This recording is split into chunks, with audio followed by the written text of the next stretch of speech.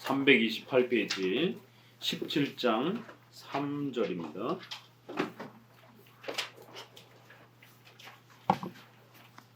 17장 3절 섭리에 대해서 계속 배워가고 있습니다. 하나님께서 우리 성도들을 어떻게 통치하고 다스려 가시는가, 우리 성도들은 특별히 일상생활 속에서 하나님의 뜻을 구할 때에 하나님이 어떻게 여러분에게 응답하시고 또 우리가 가야 할 길을 지도하시는 그 방법은 과연 무엇인가, 바로 이거를 우리가 섭리교리 안에서 배우는 겁니다. 그럴 때 보존, 협력, 통치 반드시 외우시고 반복하셔야 됩니다. 창조, 보존의 법칙, 그래서 창조의 질서를 잘 지키며 살아가야 된다는 것. 크리스천들은 절대로 비상식적, 반문화적, 반국가적, 비의료적, 또 비상식적 이런 선택을 하시면 큰일 납니다. 우리는 창조 질서를 지켜가기 때문에 하나님께서 그 창조 질서의 법칙을 따라 일하신다라는 것. 그래서 창조 질서를 잘 보존하면서 크리스천들도 그 질서 안에서 살아가게 될 때 복을 누리는 겁니다. 보존, 그 다음에 협력, 인간의 의지를 하나님이 사용하셔서 하나님의 말씀을 사랑하게 하고 절대로 억지로 등 떠밀려서 이렇게 교회를 나오는 게 아니라 자기가 원해서 자기가 선과 악을 선택하면서, 우리 인간은 인격적 존재이기 때문에 우리의 인격을 사용하는 방식으로 하나님이 역사하신다라는 것. 그래서 그 기준은 하나님의 말씀이 되는 거예요. 그래서 말씀을 열심히 사랑하고 공부하는 그런 인격적 책임, 또 이러한 일반 은총에 또 이런 다양한 도덕적인 이러한 또 선을 잘 분별해서 선택하는 이러한 인간의 의지를 사용하신다라는 것. 기독교인이 된다라고 하는 것은 기도하다가 무슨 느낌을 따라서 확 결정하고 투자하고 이러는 게 아닙니다. 반드시 인간의 인격적 의지를, 인간은 인격적 존재이기 때문에 이성적으로 그렇게 도덕적 선악을 판단하면서 살아가는 겁니다. 협력, 그 다음에 마지막은 그럼에도 불구하고 하나님은 통치, 기적적으로 우리 인생에 또 여러 가지 일들이 우연찮게 그렇게 발생되어지면서 어려움이 발생이 되기도 하고 또 기적적으로 하나님의 도우심이 펼쳐지기도 하는 이러한 직접적 간섭 개입을 하시는 통치, 보존, 협력, 통치. 웨스민스터 표현을 따라서는 필연적으로, 그 다음에 자원적으로, 그 다음에 우연적으로. 하나님께는 우연이 없지만 우리에게는 우연이 있는 겁니다. 우리가 언제 죽을지 몰라요. 우리가 내일이 어떻게 될지 하나님은 다 가려놓으신 것입니다. 그래서 최선을 다해서 우리의 삶을 살도록 그렇게 역사하시는 이러한 우연적 방식으로 또 그렇게 우리의 생애를 이끌어 가신다는 이 세 가지를 잘 활용하셔서 성경의 기준을 가지고 또 여러분의 삶에 필요한 모든 그런 부분들을 이렇게 또 분별하면서 살아가는 겁니다. 지금 17장은 이 보존, 협력, 통치를 계속 좀 더 자세하게 설명해 가는 겁니다. 3절, 하나님의 섭리는 우리의 책임을 약화시키지 않는다. 제목만 봐도 벌써 이게 확 들어오죠. 그래서 절대로 크리스찬들이 살아가는 가정, 직장, 학교, 직업, 이러한 병원, 이러한 모든 이러한 도구들, 또 우리 인간의 인격적 책임, 이런 것을 하나님이 무시하지 아니하고 그걸 사용하신다라는 거예요. 그래서 교회만 다니면 자꾸 사람들이 바보가 되고 모든 이성을 차단하고 산속에 들어가서 기도하다가 무슨 느낌이 확 오면 그걸 가지고 이렇게 하나님의 뜻이다라고 이렇게 결정하는 이런 행동들은 미신적인 이러한 행동들입니다. 성령의 조명, 인도하심을 이 신비주의파와 오순절파가 그런 식으로 이성을 차단하고 무슨 종교적 느낌을 이렇게 찾는 이런 식으로 뒤바꿔 놔가지고 결국 미신화돼 버린 겁니다. 성경을 우리에게 주신 것도 인간의 언어로 기록되어 있고 인간의 인격을 주신 것도 하나님의 형상으로 인간을 인격적 존재로 창조하셨고, 그래서 우리는 글을 읽을 수 있는 존재고, 그래서 하나님의 말씀을 읽으면서 또 우리의 일반 은총을 잘 활용을 해서 어느 것이 가장 여러분에게 도덕적으로 옳고 또 여러분의 삶에 가장 유익한지를 잘 분석하고 판단해서 결정하는 겁니다. 우리의 책임을 약화시키지 않는다. 크리스천들은 교회에 다니면 절대로 바보가 되는 게 아닙니다.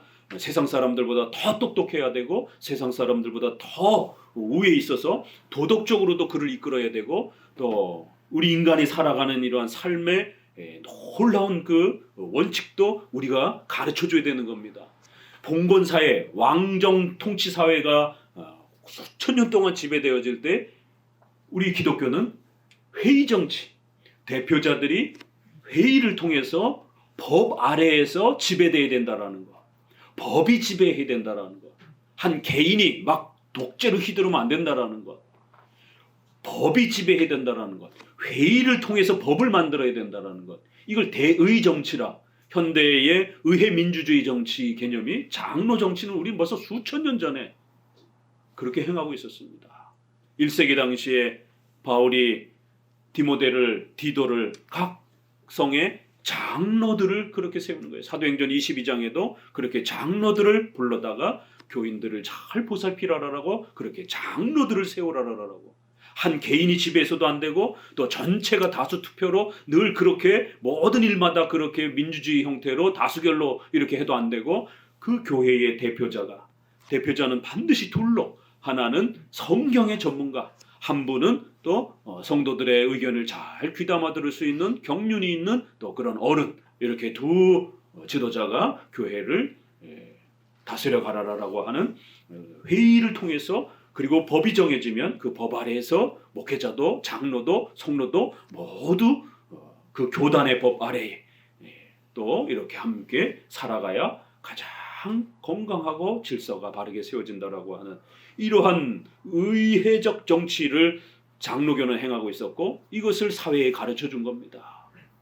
이렇게 오히려 사회를 끌고 가고 사회를 하나님이 가르쳐 주신 그 빛으로 인도하는 것이 우리 기독교인데, 오히려 지금은 세상보다도 못한 윤리, 세상보다도 못한 그러한 가치 기준, 세상보다도 못한 그러한 모임의 모습, 이런 샤머니즘적이고 미신적이고 아주 반이성적이고 몰상식하고 반사회적인 이러한 태도들이 지난 선거를 통해서 국가 정치에 이러한 함몰돼 가지고 더욱 극단으로 치닫는 이러한 아주 심각한 기독교의 모습들을 우리는 전면에서 보게 되었습니다. 정상적인 기독교, 정통 기독교, 바른 기독교는 이렇지 않습니다. 그래서 다시 한번 이렇게 하나님이 인류를 어떻게 통치하시는가, 또 우리 크리스찬들을 어떻게 통치하시는가를 성경을 통해서 부지런히 배우시라는 거예요. 그래서 그 성경을 통해서 섭리교리를 배워내기 위해서는 또 이렇게 요약된 우리 선조들이 이미 설교를 통해서 또 이렇게 논문을 통해서 신구약 전체 아래서 섭리를 어떻게 찾아내야 되고 또 우리 삶에 적용해야 되는지를 이러한 글들을 통해서 함께 배우는 겁니다. 또 성경의 섭리교리는 원칙론적인 그러한 설명을 제시하고 있는 겁니다. 그렇기 때문에 수천 년 뒤에 오늘날 현대 문명 속에서 그럼 과연 이 원칙론적인 설명을 가지고 세부적인 또 여러분의 삶에 필요한 그런 구체적인 하나님의 섭리적 적용을 어떻게 적용해내야 되는가, 이 적용도 굉장히 어려운 거예요. 왜요? 성경에는 컴퓨터가 없거든요. 그러니까 온라인 문제라든가 이런 오늘날의 문명의 이런 문제들의 이런 부분들은 직접적으로 표현이 없단 말이에요. 그러면 적어도 우리의 선조들은 이러한 성경의 섭리교리를 자신의 시대에 어떻게 적용했는가, 그래서 해석과 적용 두 가지 힌트를 우리가 배우는 겁니다. 그럼 우리가 이렇게 성경과 또 보조도구를 가지고 오늘 우리 시대에 잘 현대 문명에 적용해내는 겁니다. 그러면 우리 다음 세대에 우리 자녀들이 어른이 돼서 50대, 40대가 되었을 때 또 100년 뒤에 더 다른 문명의 시대 속에서 과연 그 새로운 놀라운 문명의 시대에 어떻게 성경을 적용해야 되는가, 그러면 신 목사님의 설교도 들어보고 또 2000년도에 이런 개혁교회들이 그 시대에 이러한 질병의 문제, 온라인 문제, 메타버스의 문제, 이런 SNS의 이런 문제, 이런 것들을 어떻게 해석해냈고 어떻게 적용했고 어디까지 적용했고 어떤 것들은 배제했는가. 절대로 우리는 아무리 문명이 발달한다 할지라도 동성애 문제라든가 또 낙태의 문제라든가 또 이러한 시험관 아기와 관련된 또 아무리 또 이렇게 아기를 갖는 것이 또 원칙적인 책임이지만 그렇다고 해서 이러한 또 수정란을 폐기할 수 있는 시험관 악의 시술을 쉽게 우리는 허용할 수 없는 또 이러한 여러 가지 우리 시대의 문명 아래에서 이렇게 적용했구나. 그럼 2500년쯤에는 2000년도에는 이렇게 적용했으니까 조금 더 발전한 2500년 시대에는 우리 선조들의 글을 보면서 또 힌트를 얻는 겁니다. 이렇게 역사는 하나님이 지배해 가시는 거예요. 그러면 2000년 전 농경사회의 그러한 그 모습과 또 2000년대의 이러한 현대 문명화된 이러한 사회에도 하나님이 이런 문명을 또 펼쳐 가시는 겁니다. 그럼 하나님께서 이 성경을 모든 시대에다가 이렇게 적용할 수 있도록 그 시대의 성도들이 성경을 먹는 겁니다. 성경을 앵무새처럼 문자적으로만 작구적으로 따라하는 게 아니라 그 성경을 곱씹고 묵상하고 성경을 깊이 새겨서 성경에 문자적으로 나와 있지 않는 부분들을 오늘 우리 시대의 섭리의 통치를 따라 적용해내는 거예요. 요즘에 비트코인 또 루나 이러한 또 이것 때문에 지금 아주 청년들 가운데 엄청난 고통을 겪고 있습니다. 또 어제는 그것이 알고 싶다 해서 NFT라고 하는 새로운 투자의 어떤 이런 부분들이 또 등장을 해갖고 아주 젊은이들을 열광시키면서 젊은이들이 직장 안 나가고 그러한 부분에 이게 투자하는 또 이런 열풍이 불고 있습니다. 그런데 루나나 이런 부분에 투자했다가 전 재산을 지금 날리고 막 이런 경우도 지금 발생을 하고 있고, 그럴 때 과연 우리가 8계명 아래에서 도적질하지 말라라고 하는 경제 원리 아래에서 그럼 과연 비트코인을 해도 되는 건가? 크리스천들이 이러한 또 일반적 비트코인 외에 파생적 비트코인이라고 하는 형태의 더 복잡하고 어려운 이러한 또 비트코인을 그럼 과연 해도 되는가? 이게 과연 현대 문명적인 디지털화된 다단계는 아닌가? 저도 루나의 이러한 그 시스템을 보니까 목회자도 그런 경제 공부를 할 수밖에 없어요. 왜? 우리 시대의 청년들이 또 우리 시대의 사람들이 투자의 어떤 그 선택을 해야 되다 보니까 이게 과연 다단계하고 뭐가 다를까? 그럼 과연 국가에서는 어느 정도 허락하는가?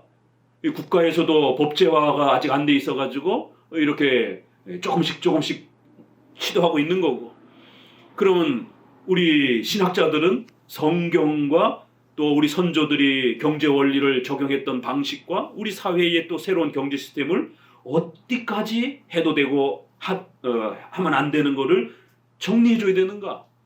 이런 엄청난 성경을 끌어안고 고민해야 되는, 성경으로부터 하나님의 답을 찾아야 되는, 그래서 성경을 우리의 삶 속에 녹여내야 되는 이러한 방식으로 우리가 하나님 앞에서 살아가는 겁니다. 샤머니즘적으로 미신적으로 이렇게 살아가는 것도 아니고 맹신의 기계적으로 이렇게 살아가는 것도 아닙니다. 최근에 이러한 그 비트코인과 연계된 이런 부분들은 다단계들이 옛날에는 방문 판매를 통해서 회원 모집을 하고 이랬던 다단계가 현대의 문명을 이용을 해가지고 결국 그 안으로 파고들어서 다단계적인 또 그러한 형태들이 디지털 안으로 사이버 공간 안으로 들어와서 우리 청년들은 더더욱 신중하게 잘 공부하셔야 됩니다. 까딱 수익률만 믿고 모르는 그런 영역을 너무 쉽게 했다가 까딱 잘못하면 자기도 모르는 사이에 자기가 다단계의 이러한 피해를 입는지 이런 상황이 벌어지는 것입니다. 하나님의 섭리가 우리의 책임을 약화시키지 않는다라는 거예요. 여러분이 몰라서 여러분이 무지해서 엉뚱한 데 투자했다가 전 재산 다 날리고 난 다음에 결과는 이렇게 됐으니까 이것도 하나님의 뜻이겠지. 아니요. 그건 여러분이 잘못해가지고 그런 결과를 맞이하는 겁니다. 그래서 무지한 상태에서 또 모르는 상태에서 함부로 절대로 투자하면 안 되는 겁니다. 워런 버핏 세계 최고의 부자가 자기가 모르는 부분에 대해서는 절대로 투자하지 말라라는 거. 또 10년을 갖고 있을 그런 종목이 아니라면 단 1시간도 사지 말라라는 거. 이런 앞선 노련한 경륜의 이런 사람들이 오래도록 이러한 경제의 이러한 부분들을 겪고 산전수전 다 겪고 그렇게 권면하는 겁니다. 얼마 전에도 워런 버핏도 그렇고 작년 겨울부터 분명히 이 대폭락의 형태가 올 거다라고. 왜요? 전 세계적으로 코로나 때문에 자금이 무지무지하게 풀렸거든요. 그러면서 주식시장이 불을 뿜기 시작하고 또 부동산 값이 막 폭등을 하는 이런 부분들이 이미 벌써 예전에 근 100년 사이에도 수많이 있었기 때문에 이번에도 분명히 부동산과 주식이 대폭락 형태가 당분간 오랫동안 올 것이기 때문에 주의하고 또 조심하라라고. 근데 많은 젊은이들이 막 뛰어들면서 이번엔 다르다라고. 그런 경륜을 가진 분들이 항상 하는 얘기들이 이번엔 다르다라고 늘 그렇게 얘기를 한다라고. 그리고는 그 끝장에 뛰어들어가지고 결국 자기의 전 재산을 잃게 되는, 이번도 같다라는 거예요. 왜? 인간의 심리가 동일하기 때문에. 경제 패턴은 조금씩 바뀐다 할지라도 인간의 욕망이 동일하기 때문에, 그래서 우리가 2000년 전, 3000년 전에 쓰여진 이 성경도 인간의 그 욕망을 향해서 하나님의 뜻이 무엇인지를 가르치는 말씀이라 모든 시대에 적용할 수 있는 겁니다. 인간의 본질을 향해서 말하고 있는 말씀이기 때문에. 여긴 컴퓨터 어떤 이런 거에 대해서 한마디도 없어요. 그럼에도 불구하고 전 세계를 지배하는 말씀이 되는 겁니다. 성경은 그런 힘이 있는 거예요. 이번은 아닐 것이다라고 이러면서 성경을 무시하고 성경의 원칙을 등한시하고 이러면 안 된다라는 거예요. 성경은 전 시대를 지배하는 그러한 원칙적인 하나님의 뜻임을 명심하셔야 돼요. 우리의 책임을 약화시키지 않는다. 이러한 겸손한 마음을 가지는 사람들은 지난날의 불행을 이유로 하나님께 불평을 말하지 않을 것이며, 보세요. 겸손한 마음을, 섭리를 잘 배운 사람들은 지난날의 이러한 불행에 대한 이런 부분들을 하나님께 불평하는 이런 식의 운명론적으로 하나님 핑계를 대고 이러지 않는다라는 거예요. 철저하게 자기 자신의 잘못과 자기가 연구하지 않고 아무데나 무지해서 투자했다가 자기가 돈을 잃게 되면 그건 자기의 책임이라는 거예요. 쭉 내려오시게 되면 밑에서 넷째 줄, 하나님의 이름을 악행의 구실로 삼지 않을 것이다. 이 섭리론을 까딱 잘못 이해하게 되면 이렇게 운명론적으로 자꾸 이렇게 적용하게 된다는 거예요.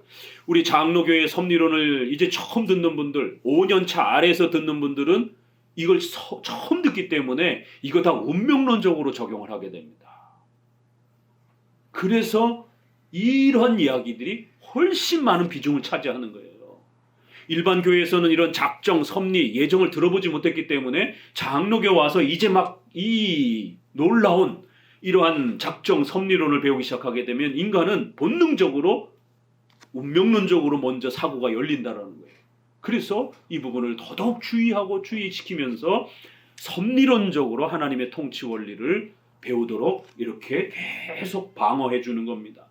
핑계를 삼고 자기의 책임을 하나님께 돌리고 이런 방식으로 섭리론을 적용하면 안 된다는 겁니다. 그런데 성도들이 5년차 아래에서 그런 실수들을 많이 해요. 이렇게 또 목회를 해보면.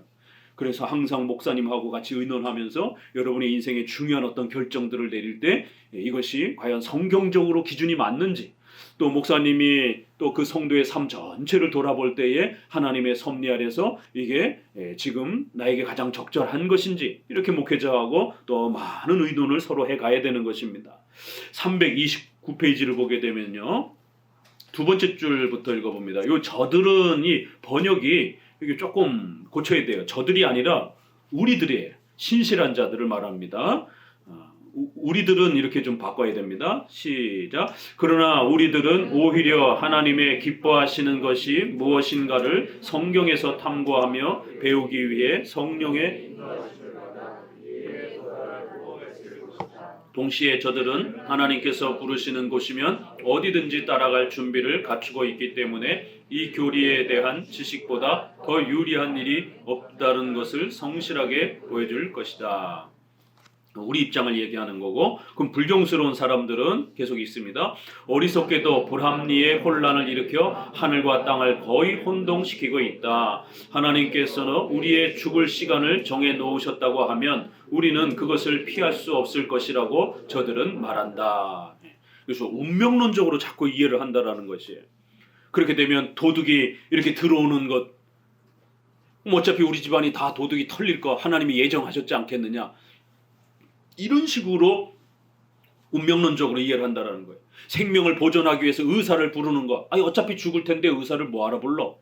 이게 이제 한국교회의 세대주의자들을 통해 가지고 극단적인 이제 이런 형태로 신앙이 미신화되고 기도를 미신화시키면서 한국 교회 안에 이러한 식으로 얼마나 많이 적용했습니까? 학교 필요 없고 병원 필요 없고 보험 필요 없고 이런 식으로 운명론적으로 하나님의 도우심을 그런 식으로 성도들에게 믿음을 가르쳐가지고 아주 극단적인 생활을 하게 만드는, 이렇게 운명적으로 이해를 하게 되면 성도들이 하나님의 도움과 뜻을 극단적인 형태로 그런 식으로 적용하게 됩니다. 음식물도 필요 없으며 그래서 저도 청년 때요, 하나님의 능력을 많이 받으려면 20일 금식하고 40일 금식하고, 목사님은 40일 금식해야 되고, 강도사님은 20일 금식해야 되고, 장로님, 안수집사님은 20일 해야 되고, 성도들은 한 10일은 금식을 해야 되고, 굶어야 능력이 주어진다, 이런 시대가 있었습니다. 음식을 필요 없다라고 이렇게 생각하는, 벌써 500년 전에도 뭐하러 먹느냐 그러면 음식 필요 없다라는 거예요. 이런 식의 극단적 이원론과 금욕주의 형태들로 적용되어진다라는 거예요. 쭉 내려오셔서 결국 다 헛되다라고 이런 수단들을 무시하는 이런 아주 극단적 샤머니즘과 미신으로 빠지게 된다라는 거예요. 또 더 나아가서는 밑에 줄의 7째 줄 중에 생활도 그렇지만 기도 생활도, 경건 생활도 마찬가지예요. 기도도 필요 없다라는 거예요. 하나님이 뭐 다 주실 텐데 뭐 기도는 무익하다고 말할 수 없어도 그릇된 것이라고 결론 내렸다. 우리 개혁주의 성도들 예정론을 잘못 이해하게 되면 기도들을 안 해요. 일반 교회는요, 복 받으려고 기복주의 때문에 죽기 살기로 기도합니다. 죽기 살기로 주일 성수합니다. 그런데 개혁주의 성도들은 기도도 잘 안 하고 주일 성수도 잘 안 하고 전도도 잘 안 하고, 이게 왜 그러냐면 일반 공로주의로 이렇게 신앙생활을 하다가 오직 은혜로 하나님의 예정 속에, 하나님의 작정과 주권 속에 이러다 보니까 우리가 그렇게 다 발버둥 친다고 해서 되는 게 아니구나, 하나님이 도와주셔야 다 해주셔야 되는구나, 이게 이제 옮겨오면서 훈련이 아직 덜 돼가지고 그럼 굳이 뭐 기도할 필요도 없네, 주일 성수도 뭐 죽기 살기로 할 필요가 없네. 일반 교회에서는 주일 성수를 열심히 하면 부자가 된다, 이렇게 기복주의로 가르쳤기 때문에, 전도 많이 하면은 사업이 잘 된다, 이런 식으로 가르쳐놨기 때문에 기복주의, 돈을 벌기 위해서라도 죽기 살기로 전도하고 주일 성수하고 이렇게 교회 봉사합니다. 공로주의가 이쪽으로 은혜주의로 옮겨오는 과정 중에 아직 정리가 잘 안 되다 보니까 그러면 안 해도 되네, 이 기도들을 잘 안 해요. 전도도 잘 안 해요. 이 분명히 문제가 있습니다. 실제로 그래요. 우리 교회 성도들도 그렇고 모든 개혁주의 교회 장로교 성도들이 비슷합니다. 아직 이 작정과 섭리교리가 튼튼하게 체계화되지 않았기 때문에 그래요. 예정과 섭리교리가 잘 구축이 되면 일반 복음주의 교회보다 훨씬 기도 많이 하고 훨씬 주일 성수를 소중히 여기고 훨씬 전도도 많이 합니다. 그런데 이제 아직 그게 체계화되기 전에는 이게 게을러져요. 이거 명심하시고 주의하셔야 됩니다. 예정과 섭리교리 가르치게 되면은요, 게을러집니다. 이게 아직 연약할 때는. 그래서 목사님이 자꾸 다그치는 거예요. 묵상글 좀 올려라. 여러분 SNS 전도해야 된다. 그렇지 않으면 전도지 들고 나가서 주보 남은 거 여기 한 100장씩 좀 돌리고 오세요. 글 공유 좀 하세요. 또 글 좀 적으세요. 이게 전도 행위라고, 유형교회를 세우는 일이라고 그렇게 간곡히 부탁해도 이게 습관이 안 들어가지고 잘 안 하게 돼요. 1년에 그저 한 번, 두 번. 목사님이 겨우 잔소리하면 한 2번, 3번 정도 하고. 그러면 주일날 예배 드리고 가서 뭐 하냔 말이에요. 바빠서, 정신이 없어서. 그건 주중에 그렇다 치더라도, 그러면 주일날 일찍 끝나고 집에 돌아가서 어디 여행 갑니까? 주일 성수 그렇게 하면 안 됩니다. 오전, 오후 예배 드리고 사적으로 경건의 책들을 읽고 또 가족들하고 예배 드리고 또 가족들을 성경 공부 가르치고 또 대화하고 묵상하고, 그리고는 컴퓨터에 앉아서 우리 설교도 좀 공유도 하고 짧게라도 좀 글도 이렇게, 이게 전도의 행위란 말이에요. 유형 교회를 세워가는 엄청난 전도의 책임이란 말이에요. 기도도 잘 안 하고 전도도 잘 안 하고 왜 이럴까? 저도 초창기에는 굉장히 이게 아이러니했어요. 예정, 작정, 섭리 너무 좋은 건데 이걸 가르칠수록 성도들이 더 점점 게을러지는 거예요.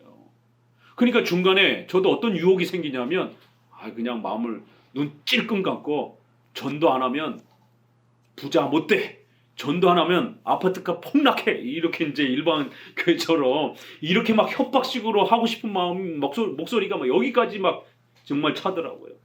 그럴 때 개혁주의 목회자는 꿀꺽 삼키고 또 우리 장로교의 교리를 따라서 꾸준히 인내하면서 가르쳐 가야 돼요. 장로교 성도들은 그렇게 금방 막 이렇게 획기적으로 막 이렇게 열매가 안 나타납니다. 왜요? 서서히 우리는 불완전 성화, 천천히 교리를 배워가면서 교리가 인식이 되어지는 만큼 성도들이 생활로 나타나기 때문에 그렇게 막 협박해가지고 억지로 당장 막 뭔가를 하는 것처럼 이렇게 나타나지 않는다라는 거예요. 장로교 목회자는 그거를 섭리를 의지하면서 인내하면서 기다리는 게 굉장히 중요합니다. 목회자가 성급해지게 되면 성도들을 낭떠러지기로 막 등을 떠미게 되고 협박하게 됩니다. 기도도 무익하다라고 말할 수는 없어도 그릇된 것이다라고 이렇게 하면서 이 기도는 이미 영원전에 하나님이 작정해 놓으신 것을 주시도록 주님께 요구하는 것에 지나지 않는 것이다라고. 뭐하러 기도하느냐, 이미 다 주어질 건데. 이런 식의 이 섭리를 잘못 이해한 겁니다. 운명론적으로 이해한 것이에요. 오늘 하이델베르그 요리문답에 있는 것처럼 분명히 성화에 상급이 있습니다. 여러분이 재정적인 그런 복을 받고 싶으시면, 재정적인 자립을 하고 싶으시면 열심히 일반은총에 노동을 하시면 되는 거고, 특별은총, 신앙과 관련해서는 유형교회를 세워가는 일에 함께 희생하고 또 헌신하는 겁니다.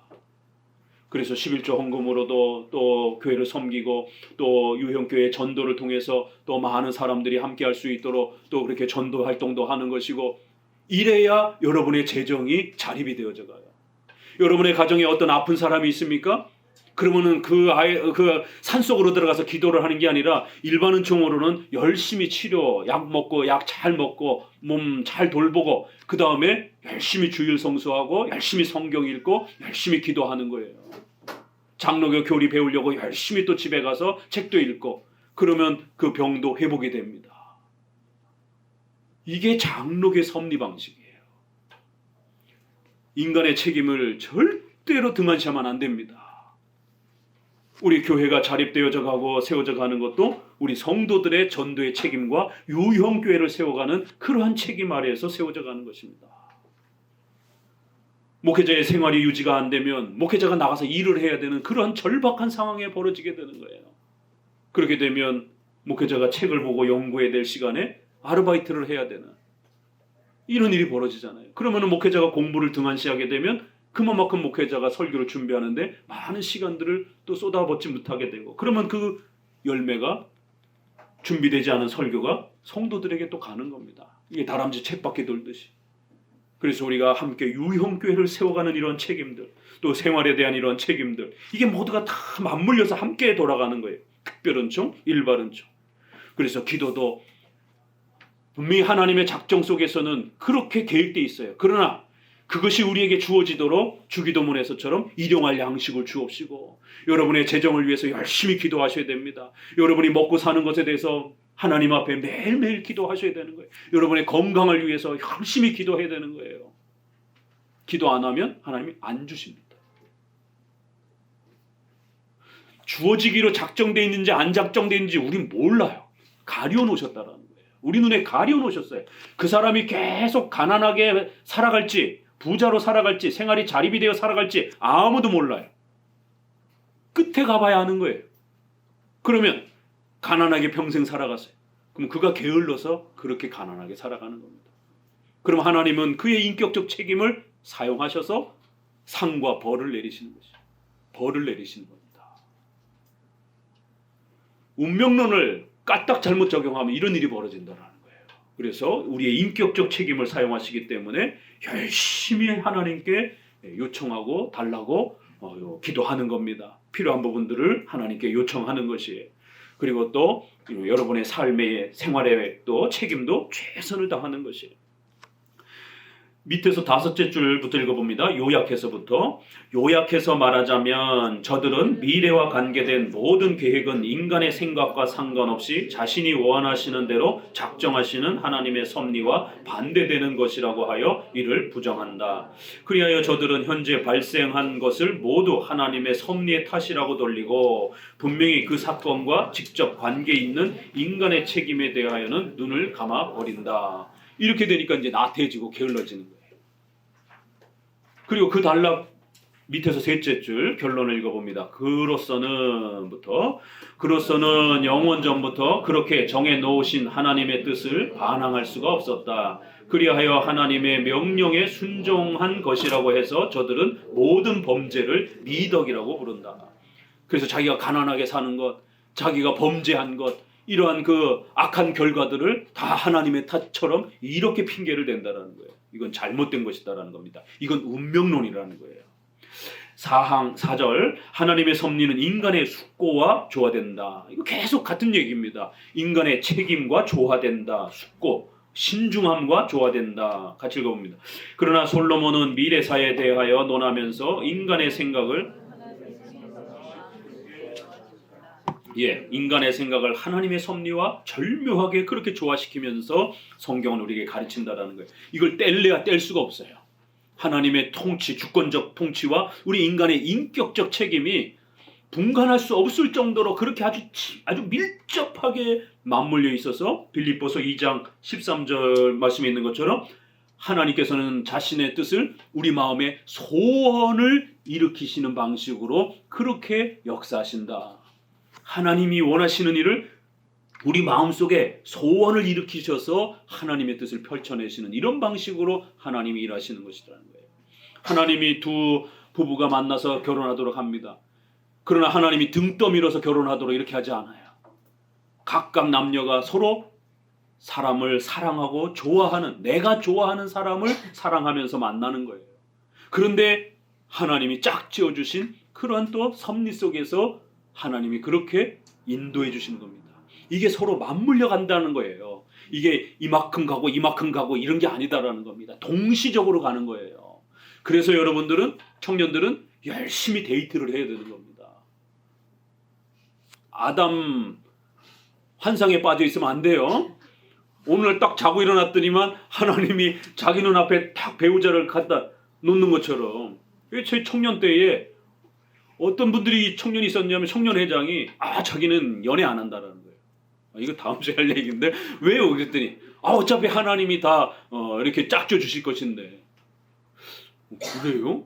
그럼 언제 데려다 주시는데? 그건 자기도 모른다는 거예요. 그러나 언젠가는 자기 눈앞에 딱 나타날 거라는 거예요.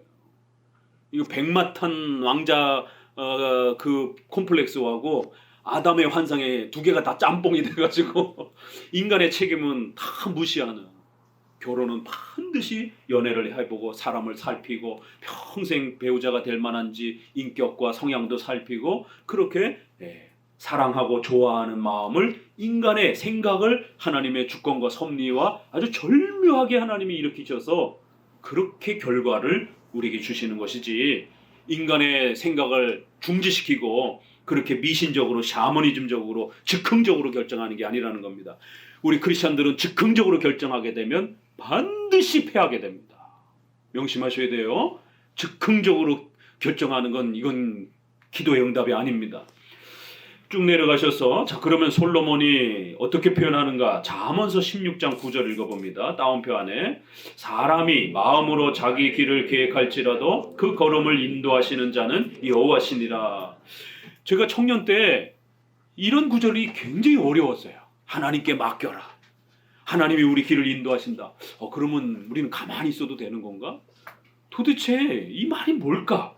사람이 마음으로 자기 길을 계획할지라도. 그래서 이걸 이제 신비주의자들은, 그러니까 여러분 보험 들지 마세요. 여러분 아이들 장래를 위해서 교육보험 들지 마세요. 애들이 어떻게 클지 뭘 할지 하나님이 다 준비해 줍니다.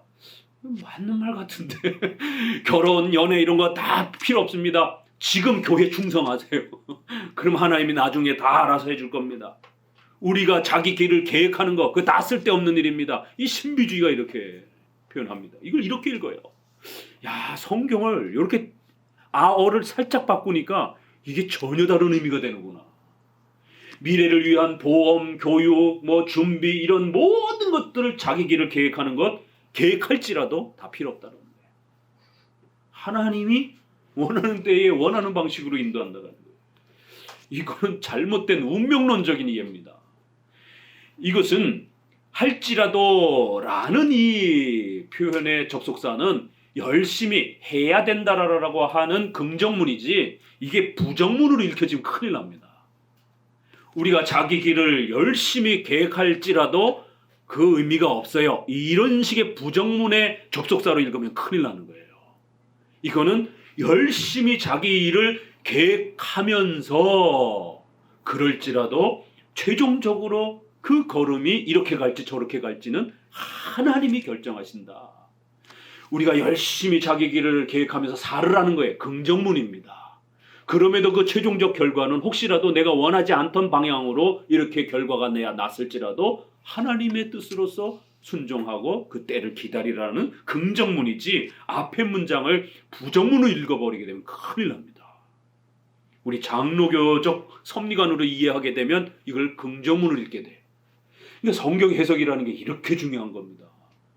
20대, 30대는 이 구절 아무리 성경을 읽어도 섭리론적으로 안 읽혀졌어요. 신비주의적으로 늘 적용했습니다. 근데 장로교 신앙을 알고 나서 이 섭리교리를 배우고 나서 잠언서를 읽으니까 이게 전혀 다른, 내가 열심히 공부해야 되는구나. 저희 학교 다닐 때는 수능 시험 준비, 대학 시험 준비하고 그럴 때도 오죽했으면 제가 고3 때 학생회장을 맡았습니다. 목사님이 학생회장하고 교회 일하면 하나님이 대학도 다 붙여주셔. 이런 신비주의 형태였기 때문에.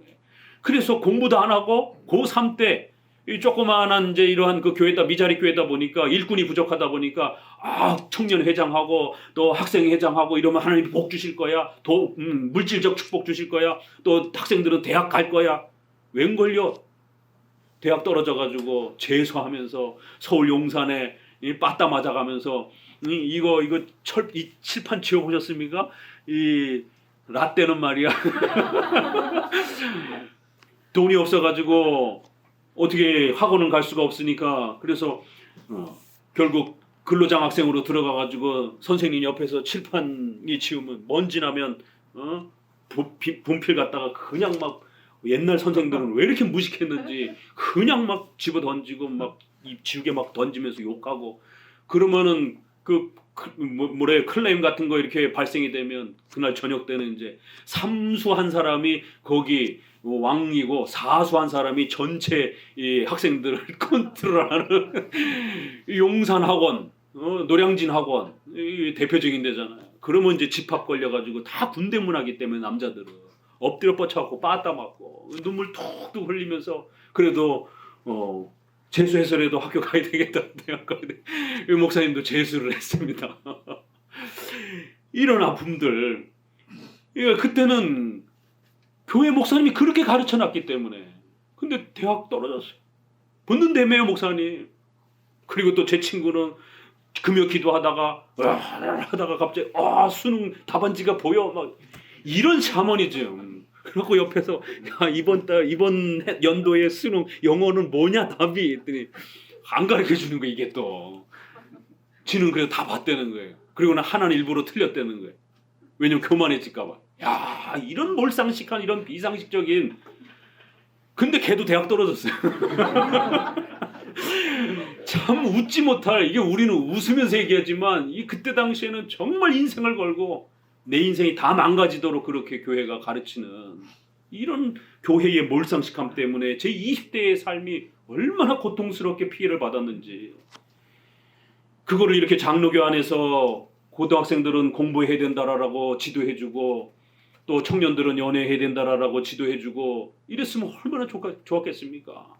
정상적인 삶을 살았을 텐데 비정상적인 그 20대를 보내면서 결국 많은 고통들을 이렇게 겪은 것을 보게 됩니다. 근데 그 시절에는 거의 90%가 다 그랬습니다. 어느 교회를 가나. 자, 계속 좀 더 읽어봅니다. 이 말씀은 우리가 앞날을 준비하며 같이 읽어봅니다. 모든 문제를 정리할 때 하나님의 영원하신 작정에 의하여 방해받지 않고 오히려 하나님의 의지에 항상 복종한다는 것을 의미한다. 그 이유는 명백하다. 즉 하나님께서는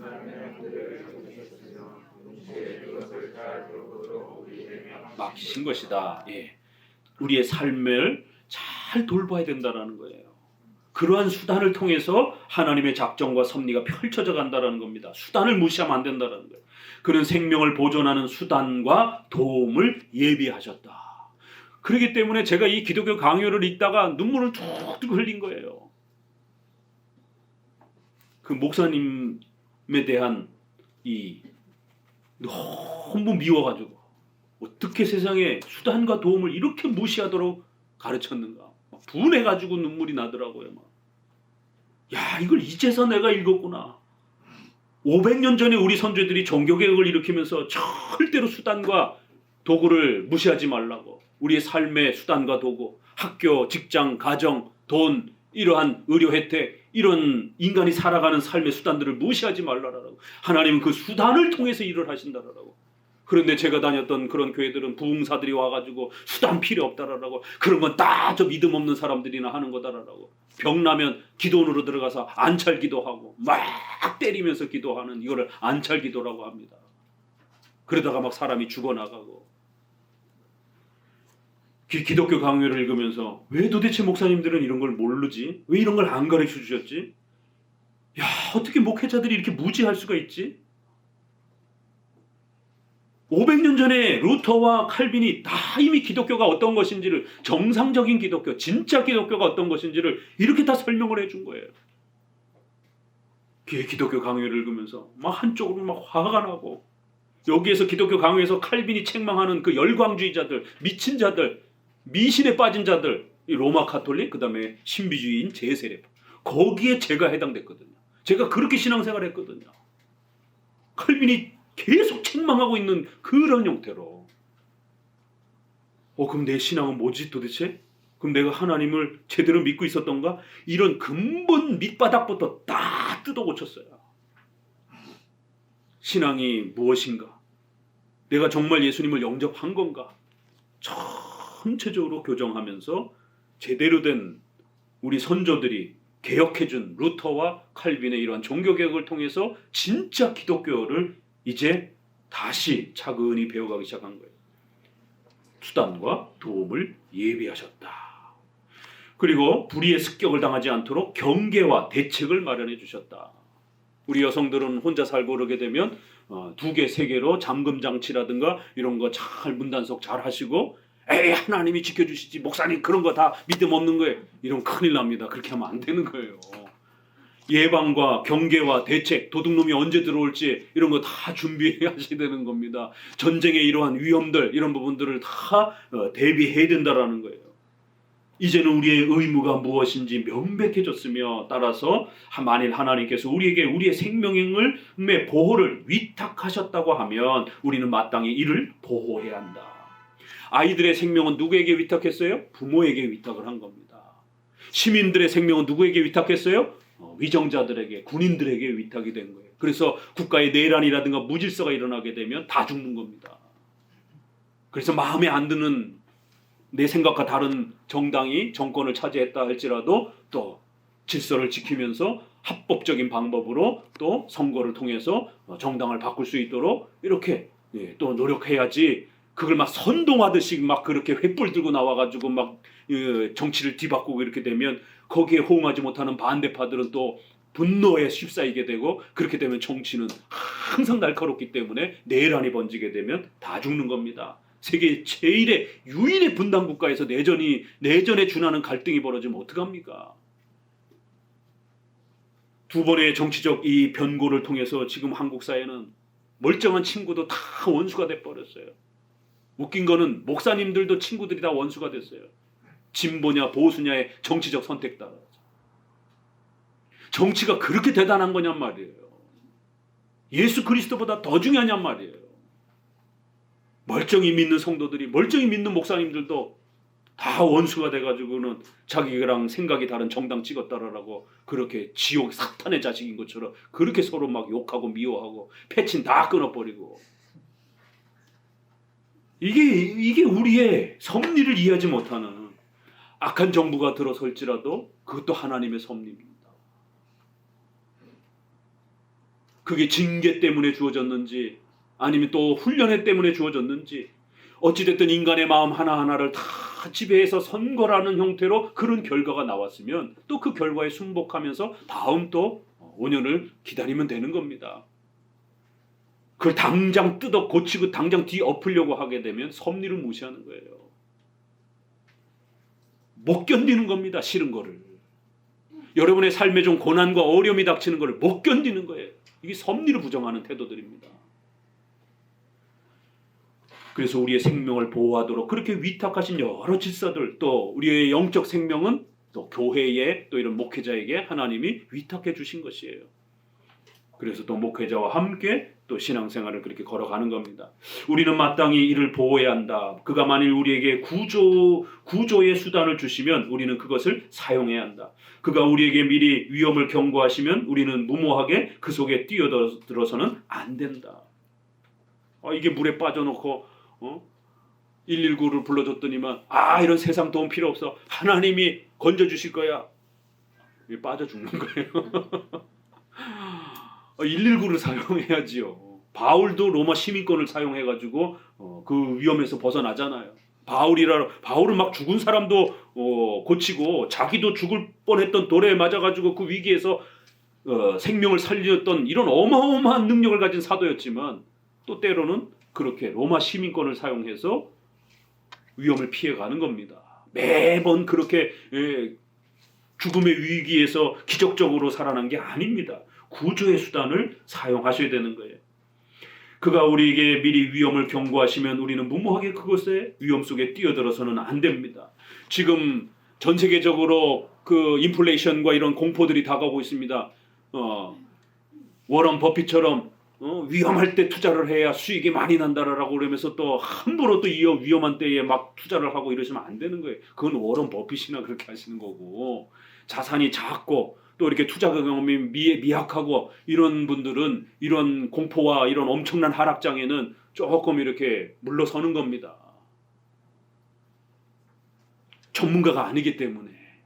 그리고 이제 바닥이 다 다져지고 이제 새롭게 이제 부동산이나 주식이 이렇게 회복될 시점에 많이 못 벌어도 또 그래서 무릎에서 사고 어깨에서 팔으라라고 하는 이런 유명한 투자 교인이 부동산이든 뭐든 모든 것이 너무 욕심을 내면 결국 자기가 거기에 전문가가 아닌 이상, 자기가 워런 버핏 소로스 같은 그런 전문가라면 목사님도 당신 마음대로 한번 해보세요 할 텐데, 그렇지 않은 분들이라면 보편적 수준을 따라가셔야 되는 거예요. 이렇게 막 폭락이 되고 막 이렇게 시장이 막 엄청난 이런 위험의 어떤 이런 구간에 들어서게 되면 여러분의 자산들을 잘 지킬 수 있도록, 이럴 때는 까딱 하나 잘못 이렇게 투자하거나 이렇게 욕심에 끌려가지고 이렇게 했다가는 그 위험에 자신을 집어 던지는 거예요. 그럼 누가 던졌습니까? 본인이 던진 겁니다. 이럴 때는 아주 조심하면서 수익을 좀 적게 보더라도 이렇게 은행의 안정권 아래에서 이렇게 적금이라든가 이런 부분에서 차근차근 또 이렇게 때를 기다리면서 위험을 피해가는 겁니다. 그 위험에 함부로 막 뛰어들어서는 안 돼요. 대비책을 마련해 주시면 우리는 마땅히 이를 소리 여겨서 해서는 안 된다. 이렇게 얼마나 멋있는 표현들입니까? 쭉 331페이지로 오셔서 두 번째 줄부터 같이 읽어봅니다. 331페이지. 인간의 생각이 하나님의 섭리의 질서와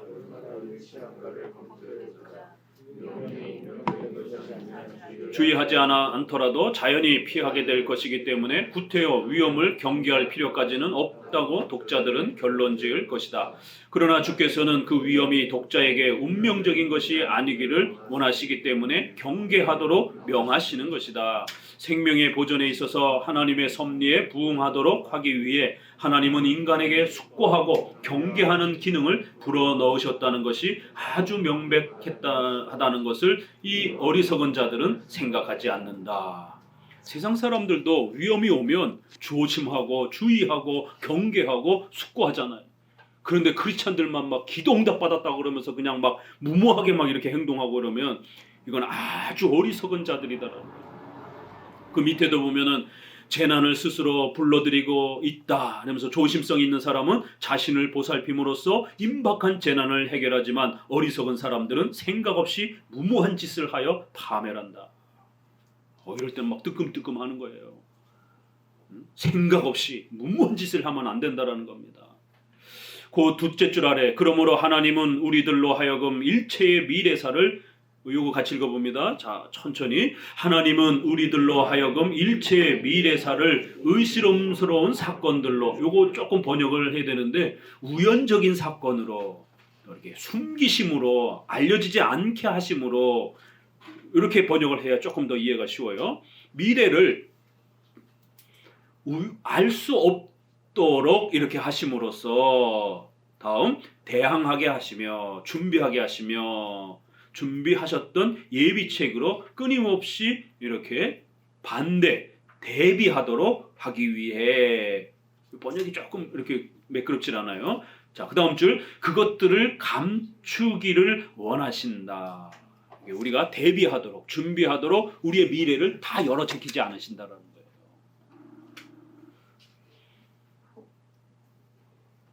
그래서 그리하여 마침내는 하나님께서 우리들로 하여금 그 미래사들을 극복하게 하시거나 우리의 모든 염려를 초월하게 하신다.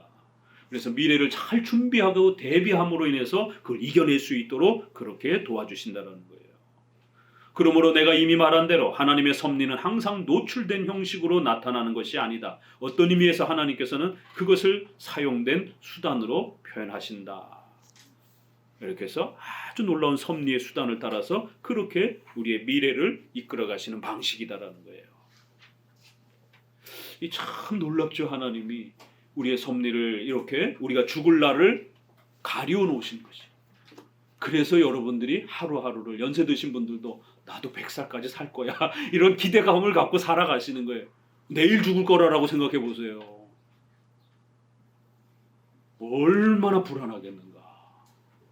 5년 뒤에 죽는다 생각해 보세요. 일상적인 생활 못합니다. 그리고 여러분이 한 달 뒤에 전 재산을 잃는다고 생각해 보세요. 불안해서 살겠어요, 이게? 이게 무당이 점치는 사람이 그렇게 점 보는 거하고 우리 섭리론이 뭐가 다른가? 이 섭리론을 잘못 적용하게 되면 그런 운명론으로 적용하게 된다는 거예요. 그래서 자꾸 미래를 알고 싶어 하는, 아니요, 모르는 게 오히려 복이라는 거예요. 내일 내가 부자가 될지 안 될지 모르는 거예요. 그러니까 오늘 열심히 저축하고 열심히 또 이렇게 일을 하면서 살아가는 겁니다. 내일 아플지, 내가 중환자실에 들어갈지 아닐지 어떻게 알겠어요?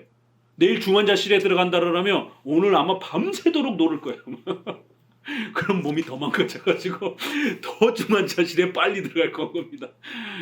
모르게 하셔서 우리가 혹시라도 내일 아플까봐 오늘 열심히 조깅도 하시고, 우리 크리스천들은 일반 은총을 사용하는 겁니다.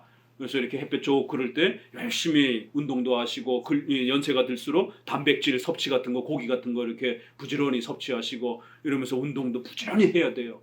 그래야 80, 90까지, 요즘엔 뭐 80, 90까지 다 사시니까 그렇게 일반 은총을 부지런히 사용하라는 겁니다.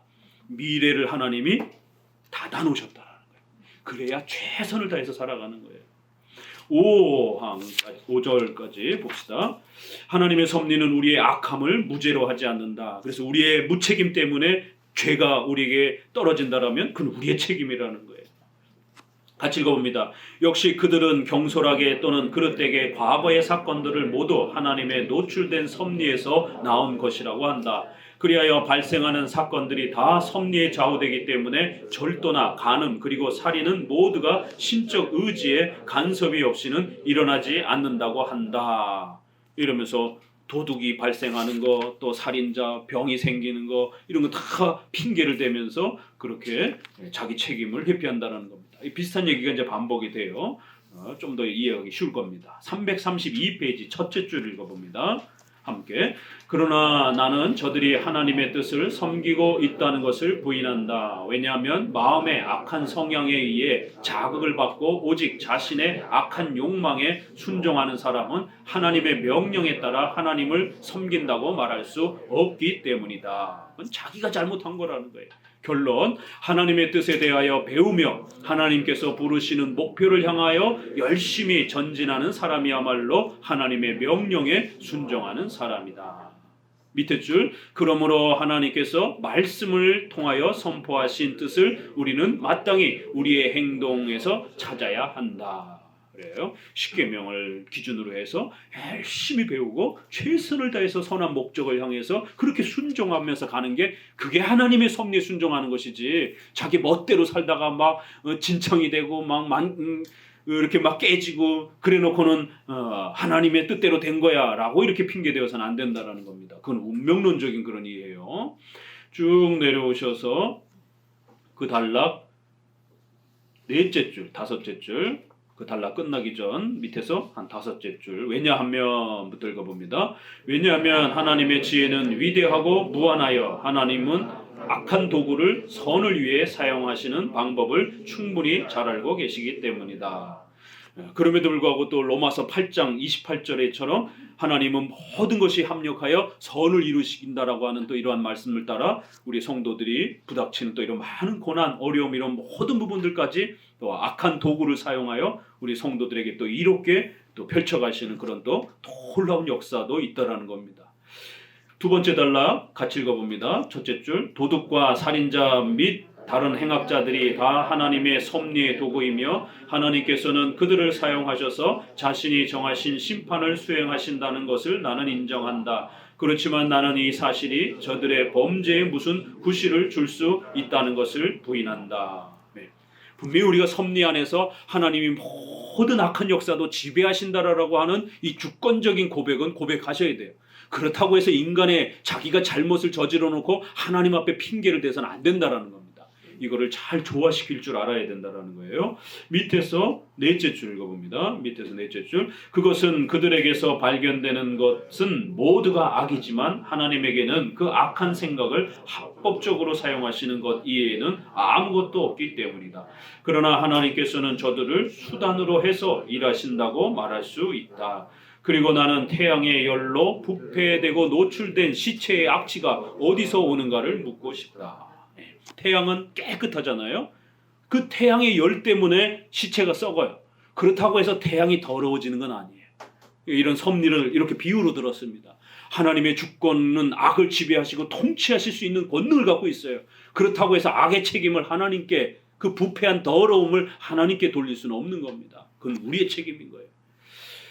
밑에서 다섯째 줄 결론 이제 읽어봅니다. 밑에서 다섯째 줄, 위에서 넷째 줄입니다. 위에서 넷째 줄. 이럴진대 하나님께서 자신의 목적을 위하여 악인의 봉사를 사용하신다고 해서 어떻게 그가 어떤 불결한 것과 계약을 맺었다고 생각할 수 있겠는가? 그러므로 멀리서 하나님의 공의를 조롱할 수는 있어도 이에 도달하지는 못하는 이 개와 같은 뻔뻔스러운 행동은 추방시켜야 한다. 얼마나 분했으면 이런 섭리를 운명론처럼 이렇게 망가뜨리는 자들, 그런 목사, 신학자들 향해서 이런 개와 같은 아주 악한 신성 모독자들이다라고 섭리를 어떻게 그렇게 곡해하고 망가뜨릴 수 있냐라고 아주 이렇게 강하게 책망하면서 우리 성도들로 하여금 섭리 교리를 바르게 잘 배워서 그 복을 누리라라고 권면합니다. 오늘 인간의 책임에 대한 부분 꼭 잘 기억하시기 바랍니다. 기도합니다.